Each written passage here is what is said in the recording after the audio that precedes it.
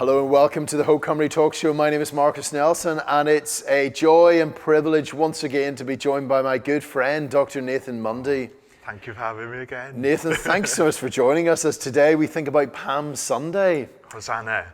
Praise the Lord. Yeah, it's such an amazing day, isn't it? You know, we're here in St. Mark's in Gibalva in Cardiff, just off North Road. I think somewhere between 50 and 70,000 people drive past on North Road each day. So maybe 25, 30,000 people drive into the capital city of Wales each day.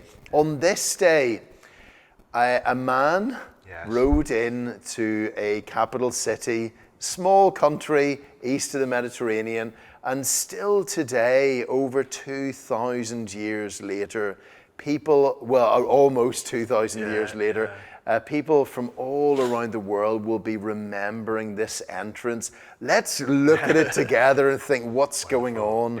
So if I just read the first couple of verses, Nathan, and you talk us through it. So this is Matthew 21, verse 1. As they approached Jerusalem and came to Bethphage and the Mount of Olives, Jesus sent 2 disciples, saying to them, "Go to the village ahead of you, and at once you will find a donkey tied there with her colt by her. Untie them and bring them to me. If anyone says anything to you, tell him that the Lord needs them and he will send them right away." This is interesting at a number of different levels, Nathan. First of all, shows obviously that Jesus of Nazareth was a poor man. So whereas, King Louis the 14th of France had, I think he had 300 horses kept in his small stable, and Solomon had a lot of horses. Jesus of Nazareth didn't, in one sense, own a single horse, and nor did he even own a donkey. He was poor. And why was he poor? Well, Paul tells us, 2 Corinthians 8:9, it was for our sake that he became poor, so that we through his poverty might become rich. But on this day, he sent, even though poor, he is the Lord of all, the Lord of heaven and earth, sent his disciples on ahead and was really just sort of flashing the FBI badge, in the films, and saying, really, I can commandeer whatever I want to because I'm the Lord of all. Everything belongs to me. Why on this day did he not commandeer the great war horse, but instead commandeer the silly donkey? There's just so much going on here. I know. There's too much for us to sort of even... Well, we have a king, don't we, who rides on a donkey. I know it's a children's hymn, but it's a profound one. Obviously, the Davidic kings would ride on a donkey a different way, not the triumphal entry of Caesar. We have the servant, and we think of how he, in Welsh, we have this lovely word called uniaethu, which means he's with us. I don't know what the word in English is. He's like in his with the baptism, he's with us, and he's the suffering servant, isn't he? Here, I think there is that lowliness. It's an unexpected entry, and yet the people take up the palm leaves and they're swaying and they're crying out that wonderful word, Hosanna. He's fulfilling prophecy here, isn't he? Zechariah 9, about the king coming.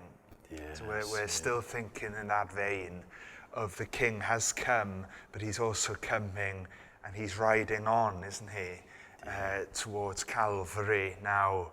So big things happening in Jerusalem. There are big things happening as he rides in on the donkey, and then the disciples, others that are there, Nathan, take off their cloaks and robes, and they lay them on the ground. Some of them lay them on the donkey for him to sit on. We think about, Sir Walter Raleigh, Queen Elizabeth, taking off his robe, sort of laying it on the puddle, and then she walked over. There's elements of that, but what else is there going on in the Bible in taking off the robes in that way?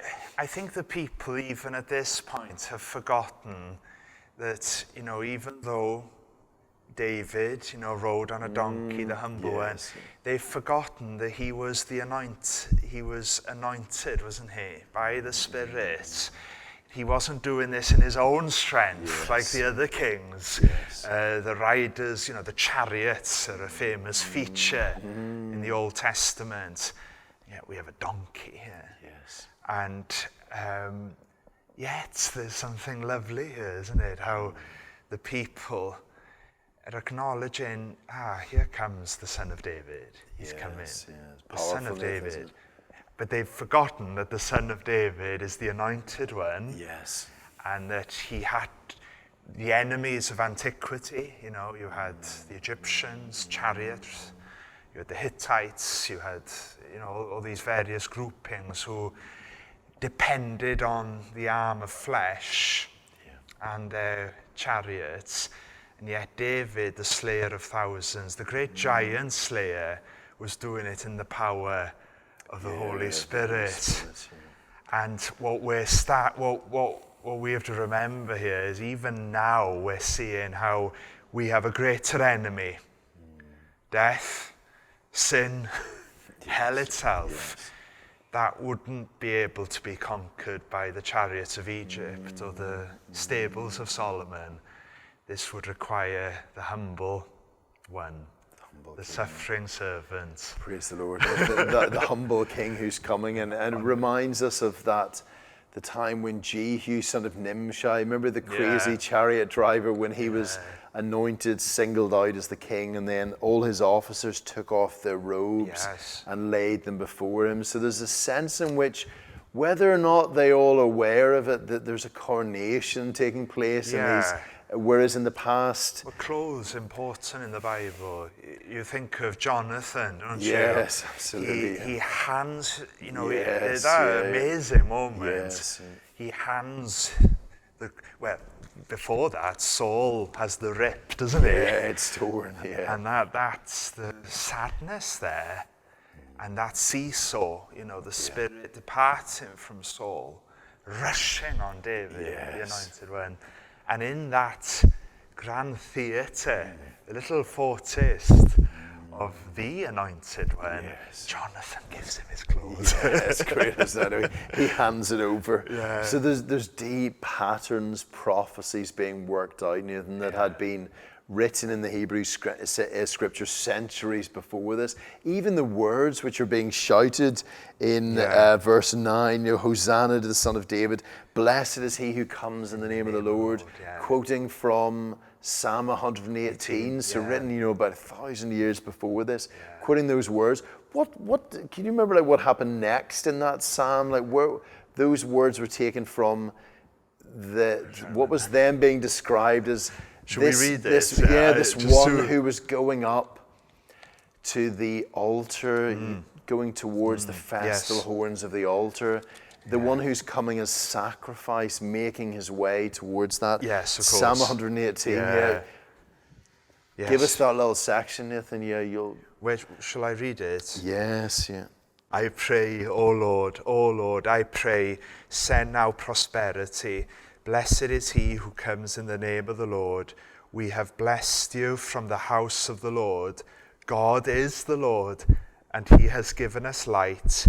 Bind the sacrifice with cords to the horns of the altar. You are my God, and I will praise you. You are my God, I will exalt you. Oh, give thanks to the Lord, for he is good, for his mercy endures forever. Amen. Isn't that awesome? The procession is making its way towards the altar. The one who's coming is coming as a sacrifice. And just tying in with the timing as well, Nathan, with the Passover, we remember in Exodus chapter 12 that the lamb was to be brought into the family home 5 days before the 14th day. And then in the book of Deuteronomy chapter 16, then it's that the lamb isn't to be brought in 5 days before into the family home any longer, but into the place that the Lord God will choose for his name to be placed. And then 2 Chronicles chapter 6, the place where his name is, of course, Jerusalem. So on this day, 5 days before the Passover, the lambs for the sacrifice are being brought into the capital place, city. of course, And then yes, we can see like the one who's coming riding on the donkey. You know, in the book of Genesis, it's the lamb who dies instead of the individual, who dies firstborn. instead of Abel. Yeah. In the book of Exodus, we've got the lamb who dies instead of the family. Yes. In the book of Leviticus, we've got the lamb who dies instead of the nation.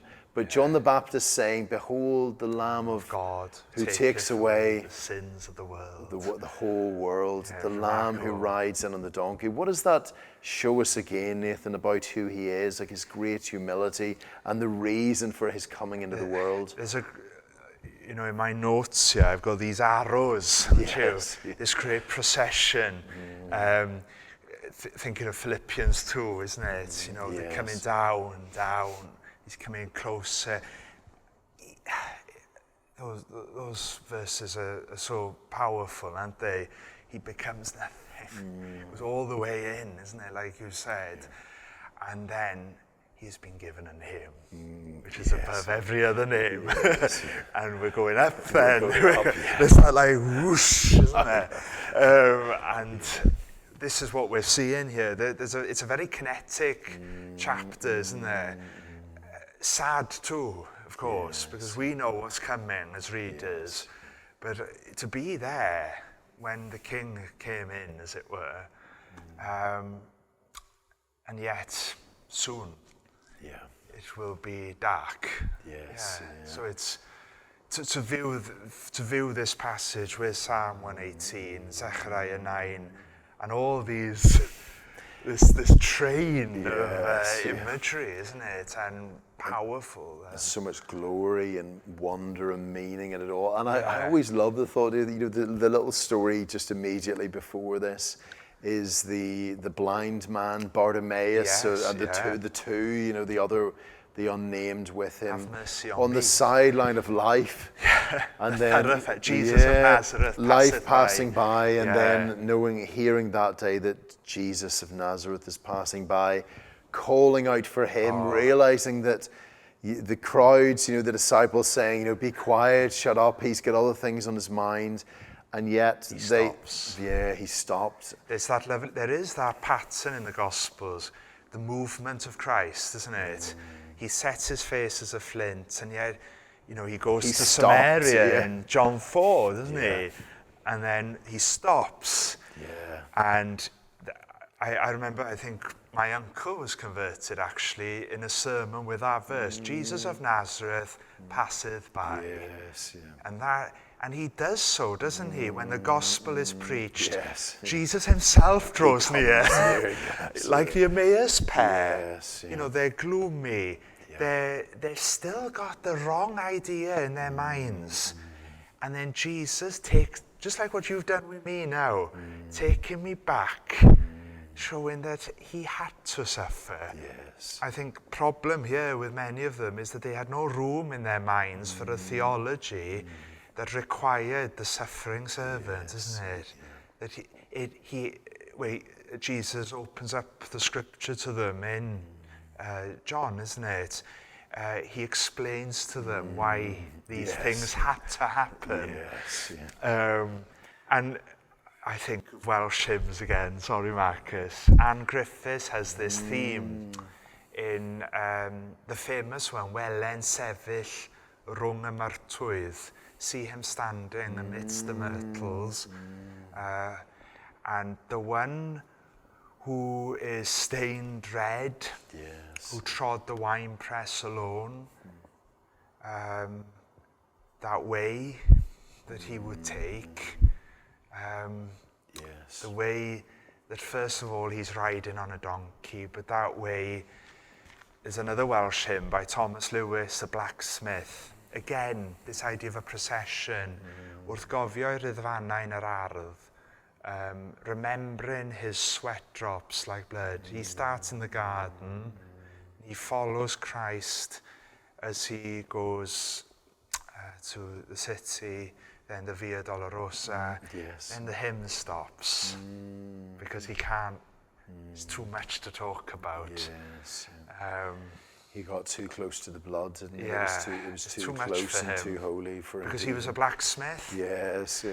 And when he was hammering the nails, he realised it was me. Yeah, it was I who did that. Yeah. He took my sins and my sorrows. He made them his very own. He bore my burden to Calvary. He suffered and died alone. How marvellous. Yes, praise the Lord, Nathan, that he loved us more even than his own life and was willing to do that for us. And I always love the thought that Bartimaeus, the other blind man, perhaps many others, they went with Jesus.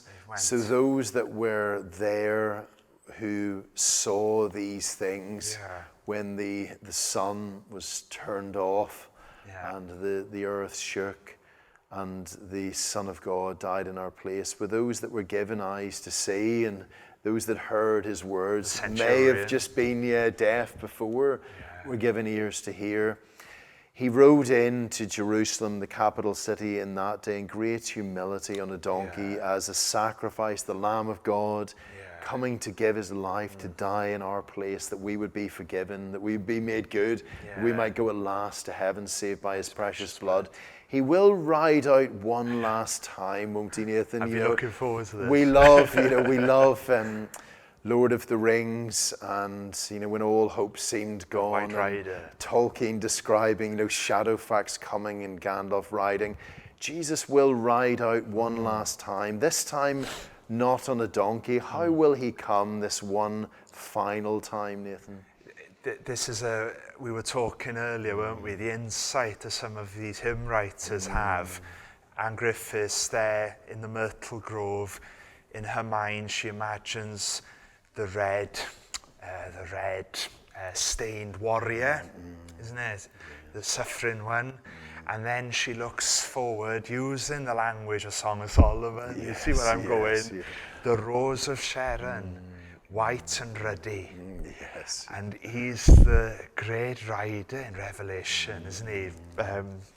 Revelation 19, on a white horse. Behold the white rider. Yes. The white rider. The white rider. Yeah. Now I saw heaven opened, and behold, I love that. Look, a white horse, and he who sat on him was called Faithful and True, and in righteousness he judges and makes war.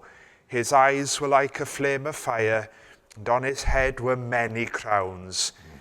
That's, you're thinking of the crowns of Egypt, aren't you? Yes. And that he is the King of Kings.